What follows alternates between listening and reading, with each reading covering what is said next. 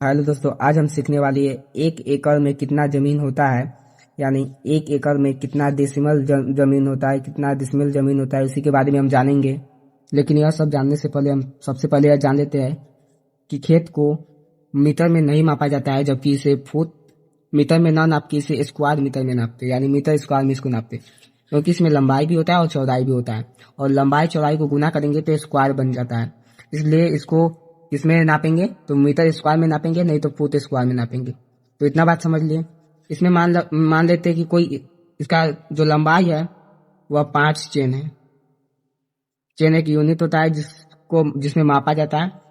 और मान लेते हैं इसका जो चौड़ाई है वह कितना यूनिट है, तो 3 यूनिट है, 3 चेन है मान लेते हैं।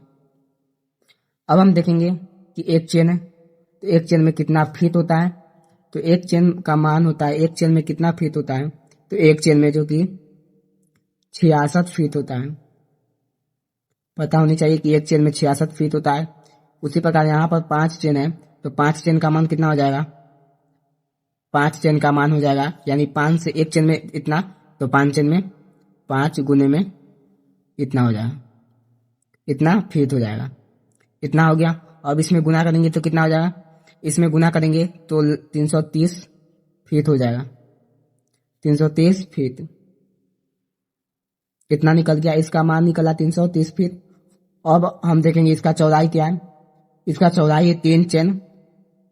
तो 3 चेन में कितना फीट होता है तो देख लेते हैं। तो 3 चेन में होता है 3 गुने 66 फीट, इतना हो जाएगा फीट।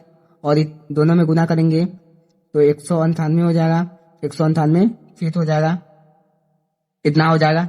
अब हमें देखेंगे इतना होने के बाद इसका निकालना क्या है, क्षेत्रफल। तो क्षेत्रफल जानते हैं कि आयत का क्षेत्रफल क्या होता है, लंबाई गुने में चौड़ाई होता है, लंबाई गुने में चौड़ाई।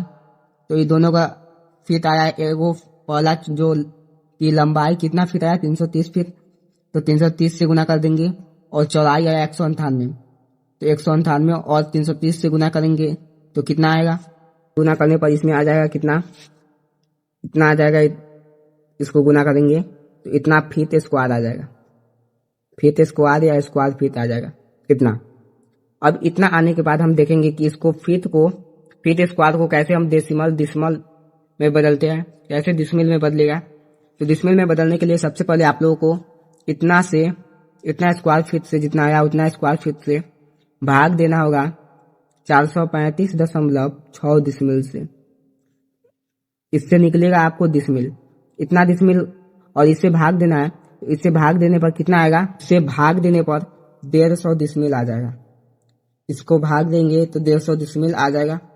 इसका मतलब बोले तो 1 एकड़ में अगर 5 चेन हो लंबाई और 3 चेन चौड़ाई हो तो उस स्थिति में 150 डिसमिल आ जाएगा। अब डिसमिल को हम कैसे कट्ठा में कन्वर्ट करते हैं, कट्ठा में इसको कैसे कन्वर्ट करेंगे, कैसे बदलेंगे, सो हम देख लेते हैं। कट्ठा में बदलने के लिए आपको डिसिमल जो दिया हो उसमें, यानी 150 जो दिया हुआ है उसमें 0.32 से गुना करना है। इतना से अगर आप गुना करेंगे तो इसका मान आ जाएगा, कितना आएगा, मान आ जाएगा 48 कट्ठा, यानी इसका मान आएगा 48 कट्ठा। इसका मान जो कि 48 कट्ठा आ जाएगा। इस प्रकार हम देखें कि कैसे आप लोग अपने जमीन को डिसमल में बदल सकते हैं, और डिसमल के साथ साथ इसको कैसे कट्ठा में बदल सकते हैं।